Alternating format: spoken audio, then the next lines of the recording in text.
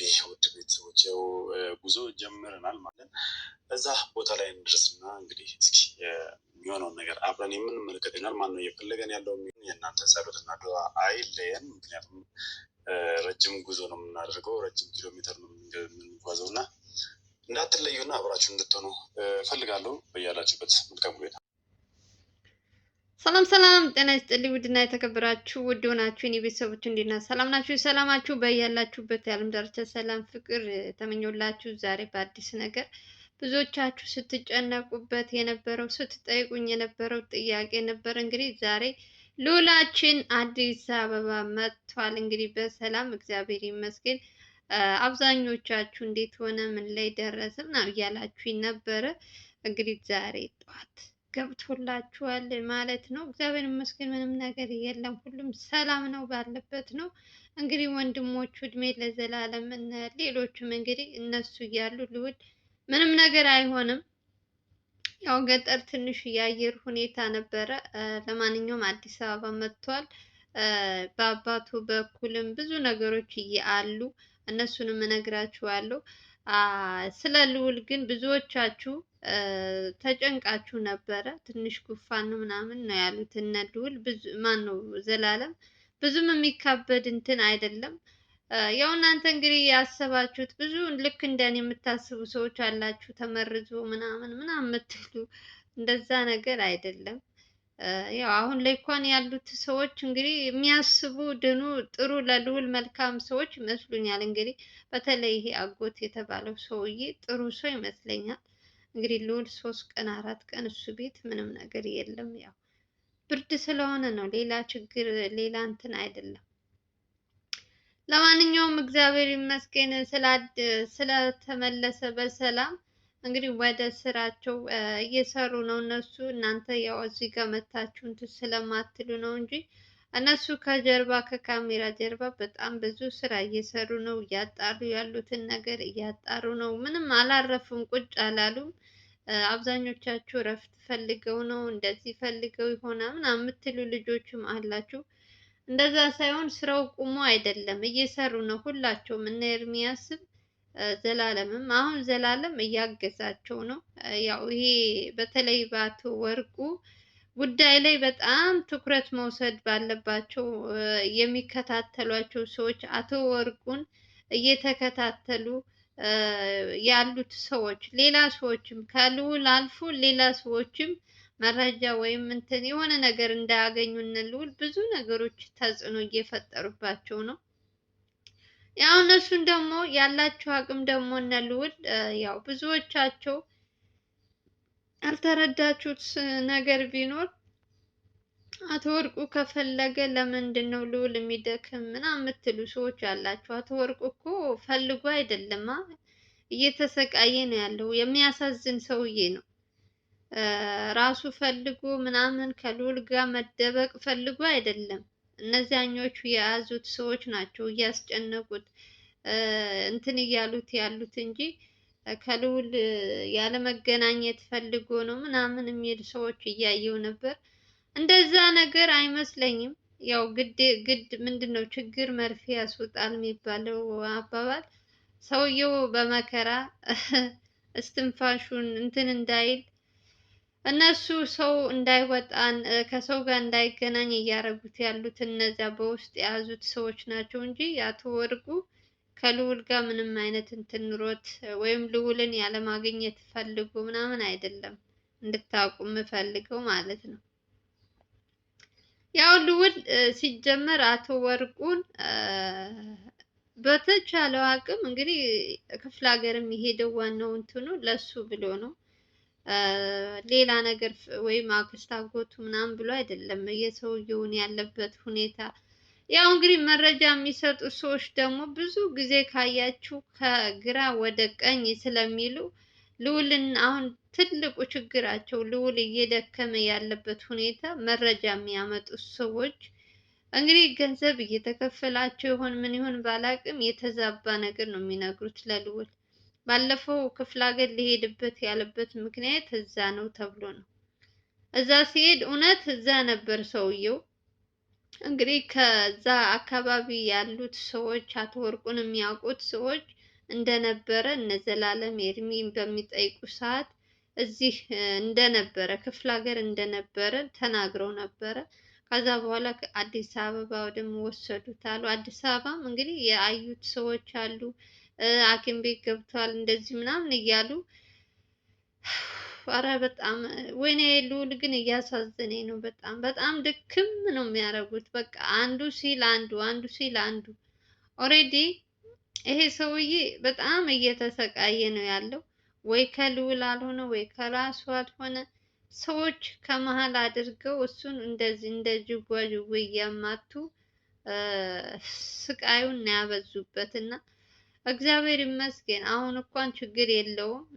እነ ልዑልም ያው ከልዑል ጋር እስካሁን ድረስ አልተገናኘም። ልዑል ገና ዛሬ ነው የገባው ከሐኪም ቤት ነው ተብሏል። እንግዲህ አቶ ወርቁ እንግዲህ እስካሁን ድረስ ዘላለም ወይም ልዑል አላየም። የልዑል ሰው የሆነ ሰው ነው እንግዲህ ልዑል እስከሚመጣ ድረስ ምንም አይወጣም ብለውታል።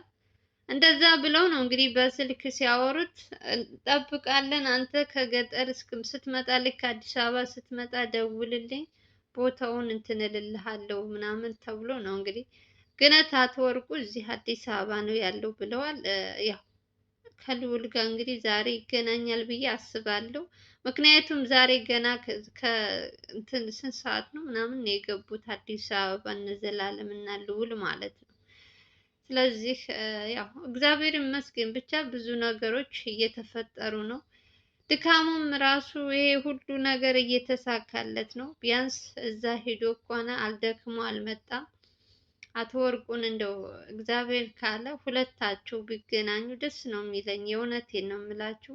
ይሄ ሰውዬ እየጠበቀለት አሁን ላይ ያለው ሰውዬ እንደው እንዳያመልጥ እንደምንም አድርጎ እነዚያን ሰዎች በምንም አድርጎ ይዞ ከልዑል ጋር ቢያገናኙ እንዴት ደስ ባለኝ የእውነት። የኛ ሰው ትንሽ ችግራችን ምንድን ነው? ገንዘብ ያታልለናል። በጣም የገንዘብ ሰዎች ሆነናል። አይምሯችን እንትናችን ሁሉ ነገራችን በቃ በገንዘብ ነው። እኔ ኢትዮጵያ ውስጥ እንደው በጣም እኔ አሁን በተለይ በአሁኑ ጊዜ የማየው ነገር የሰው ህይወት ምን ያክል እንደረከሰ። እንስሳ እኮ ክብር አለው የእውነት። እንስሳ በአሁኑ ዘመን በጣም ክብር ያለው እንስሳ ነው ኢትዮጵያ ውስጥ ያለው። የሰው ነፍስ ደግሞ ልክ እንደ ጉንዳል ወይም እንደ እንትን አድርገው ቅንጣት ታክል እንትን አይሉለትም። እኔ ትልቅ ሰው ደግሞ በዚህ ልክ ሲያሰቃዩ እኔ ምን አይነት ህሊና ምን አይነት እንትን እንዳላቸው አላውቅም። አንዳንድ ሌባዎችማ እንደው ሞር እንኳን እየታየ ማንነታቸው እየታወቀ ሁሉ ነገር እንትን እየተባለባቸው ራሱ ለምንም እንትን የሚሉ ሰዎች አይደለም። ለምንም በቃ አንድና አንድ እነሱ የሚፈልጉትን ነገር ብቻ እንዲሆን እንዲሟላ ነው የሚፈልጉት። ይሄ ነገር ደግሞ ትንሽ ከበድ ይላል። እስከ መቼ ድረስ ነው አሁን ኢትዮጵያ ውስጥ እንደዚህ ሰውን እያፈንሽ ሰውን የምትፈልጊው እንትን የምትይው? አሁን በአቶ ወርቁ ስንት መከራ እያየ እንዳለ የአካባቢ አቶ ወርቁን የሚያውቁት ሰዎች እንዴት እያሰቃዩት እንደሆነ ሲናገሩ ነበር። በጣም እኔ በስመ አብ እኔ እንኳን አላወቅኳቸው የእውነት ልዑልን ራሱ እንደዚህ እንኳን እያየሁት እንኳን በደንብ እንኳን የማያውቀው ልዑል ስለ አባቱ ሲያወራ ስለ አቶ ወርቁ ስለዛኛው እያምታቱ ነገሩን ሁሉ በቃ ሁሉ ነገር ቀይር እንዲልበትም እያደረጉት እንኳን ተስፋ አልቆረጠም ልዑል። አሁንም እሱ ጋር መገናኘት ነው ህልሙ። ትልቅ ነው ደግሞም ይሳካለታል እውነትን ይዞ ስለሚጓዝ።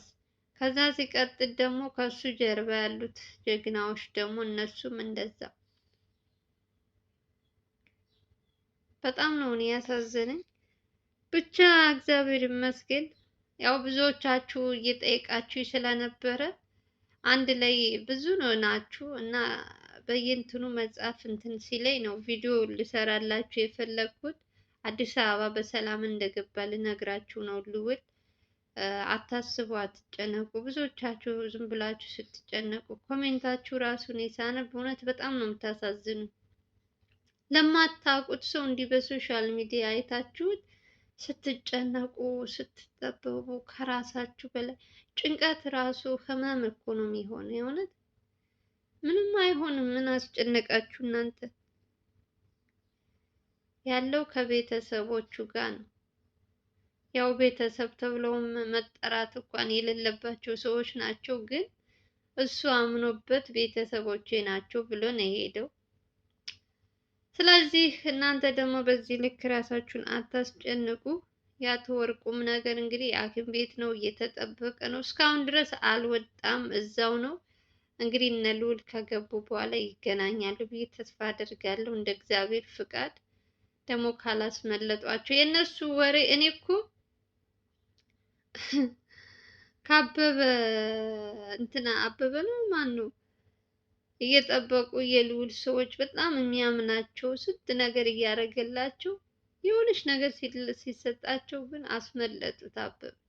አሁንም ይሄ አቶ ተፈሪን ደግሞ እንደዛ አድርገው እንትን እንዳይሏቸው ዶክተሮቹም እየተባበሩት ነው ልዑልን። ምንም ችግር የለም፣ ምንም ነገር አይፈጠርም፣ የሚያስፈልገውን ሕክምና እያደረግንለት ነው ምናምን ብለው አውርተዋል ከነዘላለም እነሱ እስከሚመጡ ድረስ ማለት ነው። እንግዲህ እንደ እግዚአብሔር ፍቃድ እኔ እንግዲህ እስኪ እኔ አሁን ይሄ ብዬ ልነግራችሁ አልችልም። ምክንያቱም ልዑል ጋር ተገናኝቶ የሆነ እንትን ሳይ በደንብ ባወራችሁ ሞር የተሻለ ነው። አሁን ላይ ግን እየተጠበቀ ነው ያለው።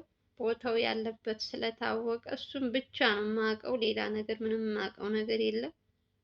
እናቱ ጋር ስትጨነቁ ነበር። እናቱ ምንም አልሆኑም። እናቱ ሰላም ናቸው። ያው የልዑል እናቱ እኮ ለብቻ ተመድቦላት ሰው የሚጠብቃት ሰው አለ ከእግዚአብሔር በታች ማለት ነው። እና ደህንነቷ የተጠበቀበት ቦታ ነው ያለችው። ብዙም አያሳስባችሁ። እህቱ ደግሞ የልዑል እህት ደግሞ ከአሁን በኋላ ከማንም ጋር አልለማመጥም፣ በራሴ ቻናል በራሴ እንትን እሰራለሁ ብላ እንግዲህ ከኤልሳ እኔ ከየት እንደምትገናኝ አላውቅም። የእውነቴን ነው የምላችሁ። አዲስ ቻናል ከፍተው ሁለቱ ኤልሳ እና የልዑል እህት መጥተውላችኋል። እኔ ትናንት ዕለት ሰዓት ደነገጥኩ። ማለት ከኤልሳ ጋር እንዳትገናኝ ድጋሚ ከእሷ ጋር ባይሽ ምናምን ብሎ ልዑል ያው ሁሉ ነገር ብዙ ነገር ኤልሳም ጥፋት አጥፍታ እንትናም እንደዛ ሞር ደግሞ አሁን አብረው ቻናል ከፍተው ምናምን እየሰሩ ሳይ ገርሞኛል። ከአሁንም በኋላ ደግሞ ምንድን ነው ያሉት? ከአሁን በኋላ አንጠፋም፣ በየቀኑ ቪዲዮ እንሰራላችኋለን እና አብረን ነው እንዴት ነው ምናምን። ኧረ እኔ ግራ ግብት ያላት ይቺ የልዑል እህት። እኔ የልዑል እህት ብቻ ሳትሆን የኤልሳ ራሱ እንደው ሰው አይኑን በጨው አጥቦ እንዴት ነው እንትን አትበይ አትገናኝ ከወንድም ከእናቴ ከእህቴ ብሎ እንደዛ እንትን ያላትን በምን አሳምናት ነው አብራ ቪዲዮ የምትሰራው? ልዑል ጉዱን አልሰማም ገና። አሁን ይሄ ሁሉ ጉድ አልሰማም። እኔ ከፈለጋችሁ የነሱን ማለት ነው አሁን እዚህ ላይ አምጥቼ አሳያችኋለሁ። መግቢያ ላይ አድርጌላችሁ ኤልሳና የልዑል እህት የሰሩትን ቪዲዮ ማለት ነው። እና በጣም ነው የሚያሳፍሩት። ጉድ የጉድ ቀን አይመሽም አለ ያገሬ ሰው። እኔ አፍራለሁ የሆነት ያው ሁሉ ነገር ሰርታ ምንም እንዳልተፈጠረ ጭራሽ ደግሞ መታ ካሁን በኋላ አብረንን ማንም ይለየን የለም እስከ ማለት ድረስ ደርሳለች። ልዑል ገጠር እንደሆነ ስላየች ነው እርግጠኛ ነኝ ይቺ ደፋር እንጂ ልዑል አሁን መጥቶላታል አዲስ አበባ። ምን ድራሿን ነው የሚያጠፋት ኤልሳን የተባለችው። ከእህቴ ጋር አትገናኝ ተብላለች። እሷ ግን ጭራሽ በአዲስ ነገር መጣሁላችሁ ብላ ፖስት አድርጋ ይቺ ደግሞ ሰብስክራይብ የምታረጉ ሰዎችስ ነገሩን አድርጓቸው። ምን አገባኝ እኔ። የስራ ሰው አይስራ አይባሉ ግን ታናድዳለች የምትሰራቸው ስራዎች ምናምን ልዑልን እንደዛ መከራ አሳይታ አሁን ሰብስክራይብ አድርጉኝ እንዲህ አድርጉኝ እያለች ነው። አርጉ፣ ምን እኔ አርጉ፣ ከፈለጋችሁ አድርጉ። የኔም ቤተሰቦች ሰብስክራይብ እናደርጋቸዋለን ካላችሁ ቪዲዮአቸውን እዚህ ጋር እኔ ጋር አሁን አምጥቼ ያሳያችኋለሁ። ደስ ያላችሁ ሰዎች ሂዳችሁ ሰብስክራይብ አድርጉ። በዚያውም እንደዛ ሲሟዘዙ ታያላችሁ። እነሱ ካላፈሩ እኛ ምን አገባ ነው። ግን ልዑል ይፈቅዳል አይፈቅድም፣ እሱን አብረን እናያለን። የእውነት ልዑል ፈቅዶላቸው ነው አብረው ቪዲዮ የሚሰሩት እነዚህ ሰዎች? እንዳትገናኙ እንዳታገኛት ከእናቴ ምራቂ ሲል ነው እንግዲህ የመጨረሻ ቪዲዮ የተሰራው ከኤልሳ ጋር ያየሁት የሰማሁት እንደዛ ነው። አሁን ከየት ከየት መጥተው ነው አንድ ላይ መስራት የጀመሩት? ልቦለቅ ናት እኮ ኤልሳ የተባለችው። ኤልሳ ብቻ ሳትሆን እህቱ ራሱ አሁን ወንድሟ እንደዚህ እየደከመ እየለፋ እየታመመ ቅንጣት ታክል አትጨነቅ። እኔ ምን አይነት ድንጋይ እንትን ልብ ነው ያላት ወገን! ቅንጣት የራሷ በራሷ ዓለም የምትኖር በቃ በራሷ ኮንፊደንስ ምናምን። እንዴት መታደል ነው! እናንተ ኮሜንት የምትጽፉት ታሳዝኑኛላችሁ እኮ ለልዑል ስትጨነቁ የምትጽፉት ኮሜንት። እኔ አንዳንዴ በጣም ነው የምታሳዝኑኝ። እመቤቴ ጭንቀታችሁ ማለት ከምትጽፉት ጽሑፍ ጭንቀታችሁ በጣም ያስታውቃል። እህት ደግሞ የተባለችው ደግሞ ልበ ድንጋይ በቃ ረጊታ። እኔ ግርም ነው የምትለኝ እናቴ። እሷ አሁን እህት ተብሎ ስትመደብ ራሱ እናንተ በታያችሁበት አይን እሷ ስትታይ በጣም ግራ ነው የሚያጋባኝ። ለማንኛውም ልዑል አዲስ አበባ መምጣቱ ልነግራችሁ ነው። የእሷ ዝባዝንኪ ያላበዛባችሁም የምወዳችሁ እንዳትጨነቁ ያክል ነው ይህንን ቪዲዮ የሰራሁላችሁ። ቪዲዮ መስራት አልፈለኩም ነበር፣ ግን በጣም ስታጨናንቁኝ ስጠይቁኝ ለዛ ብዬ ነው የመጣሁት። ለማንኛውም መጥቷል በሰላም አታስቡ። ሰላማችሁ ብዙ ትርፍ ይበልልኝ። በሌላ ቪዲዮ እንገናኛለን።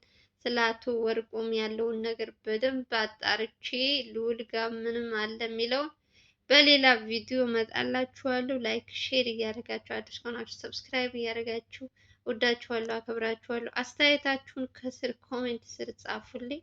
ሰላማችሁ ይብዛልኝ። ባይ